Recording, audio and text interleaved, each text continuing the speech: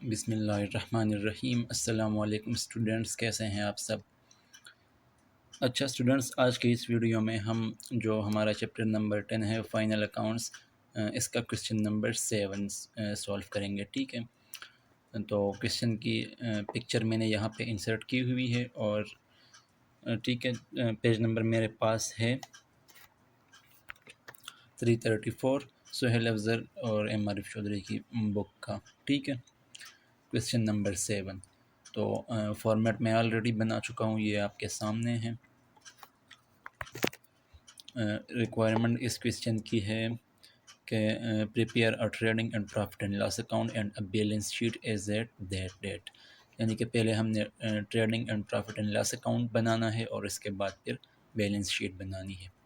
और trading and profit and loss account का format मैं ऑलरेडी बना चुका हूँ यहाँ पे। ठीक है, तो अब हम देखते हैं कि सबसे टॉप पे यहाँ पे आ जाएगा as per routine opening stock. तो अब देखते हैं कि ओपनिंग स्टॉक इस क्वेश्चन में ये इधर ये गिवन है स्टॉक और उसके साथ डेट मेंशन है 1/15 यानी कि 1 जनवरी 2015। ठीक है, और अमाउंट इसकी है 24,250। तो यहाँ पे आ जाएगा 24,250। ठीक है, अच्छा जो ओपनिंग स्टॉक के बाद नेक्स्ट यहाँ पे आ जाएगा परचेजेस। ठीक है, तो अगर परचेजेस रिटर्न्स है तो फिर इसकी अमाउंट हम इनर कॉलम में लिखेंगे। तो इस क्वेश्चन में अगर हम देख ले तो परचेजेस रिटर्न्स ये यहाँ पे गिवन है 750। तो दैट्स वाई परचेज की जो अमाउंट है इसको हम ये जो है 28,500 इसको हम यहाँ इनर कॉलम में लिख लेंगे। ठीक है, और इसमें से परचेज रिटर्न्स माइनस करके नेट फिगर को आउटर कॉलम में शिफ्ट कर लेंगे।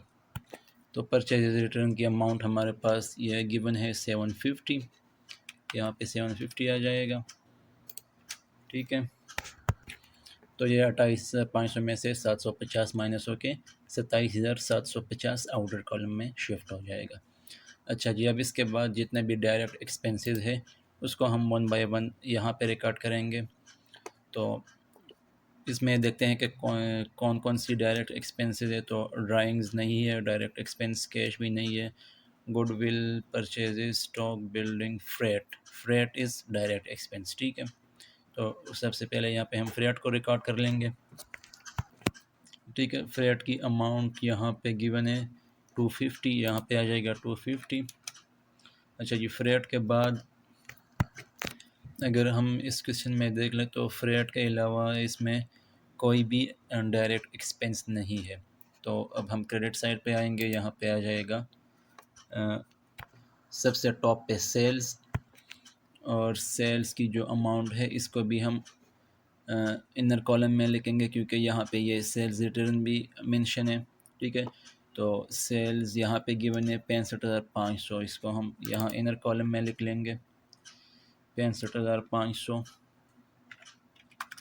ठीक है, और लेस करेंगे हम सेल्स रिटर्न। ठीक है, जो कि यहाँ पे गिवन है 500। तो जो नेट अमाउंट आएगा उसको हम आउटर कॉलम में शिफ्ट कर लेंगे। ठीक है, तो ये हमारे पास आ रहा है 65,000। इसमें से 500 65,500 में से 500 माइनस होके जो नेट अमाउंट है 65,000 वो हमने आउटर कॉलम में शिफ्ट किया। ठीक है, अब यहाँ पे आ जाएगा नेक्स्ट हमारे पास क्लोजिंग स्टॉक, और क्लोजिंग स्टॉक की अमाउंट ये गिवन है 5,000 यहाँ पे। तो यहाँ तक जो ट्रेडिंग अकाउंट है वो कंप्लीट हो गया है। अब हम इनकी दोनों साइडों को का टोटल करके दोनों साइड्स पे लिख लेंगे। तो यहाँ पे क्रेडिट साइड बड़ी है। ठीक है, तो इसको हम दोनों साइड्स पे लिख लेंगे। यहाँ पे आ रहा है 70,000। ठीक है, और इसमें से ये चीज़ें माइनस हो जाएंगी सारी, तो जो बाकी आएगा वो हमारा ग्रॉस प्रॉफिट होगा। ठीक है, तो ये हमारे पास आ रहा है 17,750 ग्रॉस प्रॉफिट कैरीड डाउन। ठीक है, अब हम इसको एज इट इज़ यहाँ पे शिफ्ट करेंगे। प्रॉफिट एंड लॉस अकाउंट हमारा स्टार्ट हो रहा है यहाँ से। ठीक है, तो इसको हमने यहाँ पे शिफ्ट किया। अब हम इस क्वेश्चन में जितने भी इनडायरेक्ट एक्सपेंसेस है उसको वन बाय वन यहाँ पे रिकॉर्ड करेंगे इस साइड पे। ठीक है, तो इसमें जो सबसे पहला जो एक्सपेंस है हमारा इस क्वेश्चन में वो है ट्रेड एक्सपेंसेस, ठीक है, जो कि इनडायरेक्ट एक्सपेंस है। तो सबसे पहले ये आ जाएगा यहाँ पे, ठीक है, और इसकी अमाउंट है 7000। अच्छा जी, ट्रेड एक्सपेंस के बाद देखते हैं तो sales return, bank overdraft, liability है, सेल्स हो चुका है, कैपिटल बैलेंस शीट में जाएगा, परचेज रिटर्न भी हो गया है, बिल्स पेबल लाइबिलिटी है। तो अच्छा जी, तो इस क्वेश्चन में ट्रेड एक्सपेंस के अलावा और कोई भी इनडायरेक्ट एक्सपेंस नहीं है और इनडायरेक्ट रेवेन्यू भी कोई यहाँ पे मेंशन नहीं है। तो इसका मतलब है कि इनडायरेक्ट एक्सपेंस हमारा ये एक ही है। तो अब ये 17,750 इसको हम दोनों साइड पे लिख लेंगे, क्योंकि ये साइड बड़ी है, ज़ाहिर है, इसको हम दोनों साइड पे लिखेंगे, ठीक है। और इसमें से ये 7000 माइनस होके बाकी जो हमारे पास आएगा वो नेट प्रॉफिट होगा। तो ये हमारे पास आ गया नेट प्रॉफिट 10,750। और इसमें इसके साथ हम ब्रैकेट में लिख लेंगे ट्रांसफ़र टू कैपिटल। अब जब हम बैलेंस शीट बनाएंगे तो ये नेट प्रॉफिट कैपिटल में जाके ऐड हो जाएगा, ठीक है। तो जो trading in profit and loss account था ये हमारा कंप्लीट हो गया। अब हम बैलेंस शीट की तरफ चलते हैं, ठीक है। तो बैलेंस शीट का फॉर्मेट ये मैंने बनाया है यहाँ पे। तो सबसे टॉप पे यहाँ पे आ जाएगा करंट एसेट्स, ठीक है। तो करंट एसेट्स में हम देखते हैं कि सबसे पहले करंट एसेट्स में हमारे पास यहाँ पे मौजूद है कैश। तो यहाँ पे आ जाएगा कैश, और कैश की जो अमाउंट है 22,500। तो यहाँ पे आ जाएगा 22,500, ठीक है। कैश के बाद नेक्स्ट हम देखते हैं तो यहाँ पे आएगा नेक्स्ट हमारे पास जो करंट एसेट है वो है डेटर्स। तो यहाँ पे आ जाएगा डेटर्स, ठीक है। और डेटर्स की अमाउंट यहाँ पे गिवन है 15,000। तो यहाँ पे आ जाएगा 15,000। अच्छा ये डेटर्स के बाद नेक्स्ट अगर हम देखें तो यहाँ पे है क्लोजिंग स्टॉक, ठीक है, जो कि करंट एसेट है। तो यहाँ पे आ जाएगा क्लोजिंग स्टॉक, और क्लोजिंग स्टॉक की अमाउंट 5,000 है, ये है, ठीक है। तो यहाँ पे आ जाएगा 5,000। अच्छा जी, इसके अलावा और हमारे पास करंट एसेट्स नहीं है। तो नीचे हम हेडिंग बनाएंगे नेक्स्ट फिक्स्ड एसेट्स का। फिक्स्ड एसेट्स हमारे पास वो एसेट्स होते हैं जिनका जो पीरियड ऑफ यूजेज होता है वो 1 ईयर से ज़्यादा हो, ठीक है। हमें जो हमें बेनिफिट मिलता है वो 1 ईयर से ज़्यादा हो तो उसको हम फिक्स्ड एसेट्स कहते हैं। तो यहाँ पे हम देखते हैं कि कौन कौन से हमारे पास है। तो गुडविल, ठीक है, गुडविल हमारा फिक्स्ड एसेट है। तो सबसे पहले यहाँ पे आ जाएगा गुडविल फिक्स्ड एसेट्स की हेडिंग में, और गुडविल की जो अमाउंट है वो यहाँ पे गिवन है 6,500। तो यहाँ पे आ जाएगा 6,500। अच्छा, गुडविल होता क्या है? गुडविल को हम उर्दू में पगड़ी कहते हैं, ठीक है। यानी कि किसी बिज़नेस की जो रिपुटेशन होती है, गुड रिपुटेशन, कोई बड़ा नाम होता है, ठीक है।